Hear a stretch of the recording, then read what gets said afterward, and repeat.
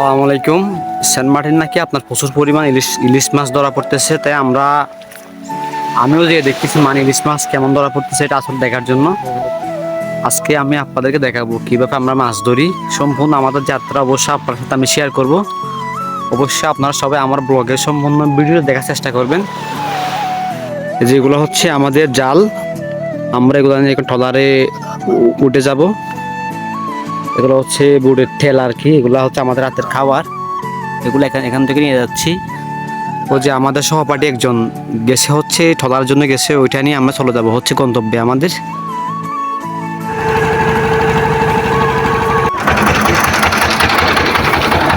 Finally আমরা এখন ট্রলারে উঠে পড়লাম, চলে যাব হচ্ছে আমাদের গন্তব্যে।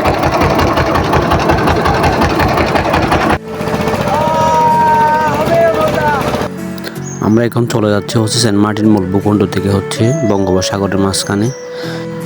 আমরা প্রায় 3 ঘন্টা চলার জার্নি করে চলে আসলাম যেখানে মাছ ধরা পড়ে ইলিশ মাছ ওইখানে।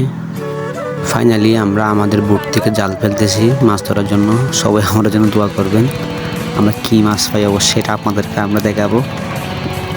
আমি যে ট্রলারে করে মাছ ধরতে গেছিলাম ওইখানে আমি সহ শুটার লোক ছিলাম হচ্ছে 6 জন।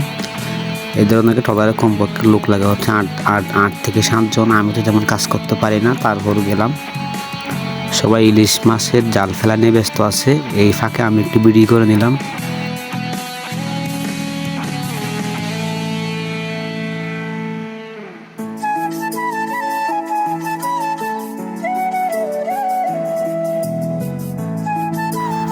আমাদের জাল ফেলা প্রায় শেষের দিকে।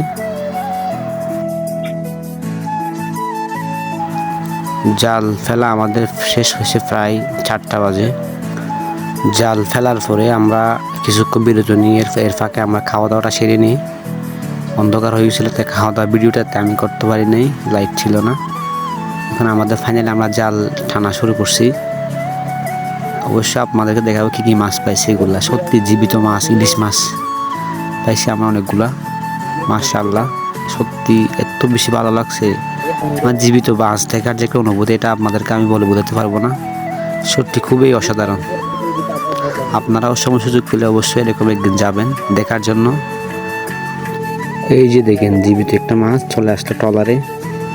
সত্যি আমি যে খুশি পাই এটা বলে বোঝাতে পারবো না, কারণ জীবিত মাছ দেখার যে একটা অনুভূতি এটা আপনাদেরকে আমি বলেই বোঝাতে পারবো না। সত্যি খুবই অসাধারণ। আমরা যে ইলিশ মাছগুলো পাইছি সবগুলো বড় বড়, একটা 1 কেজি, 1200 গ্রাম, 2 কেজি, এরকম 800 গ্রাম, মানে সবগুলো বড় বড় সাইজের মাছ।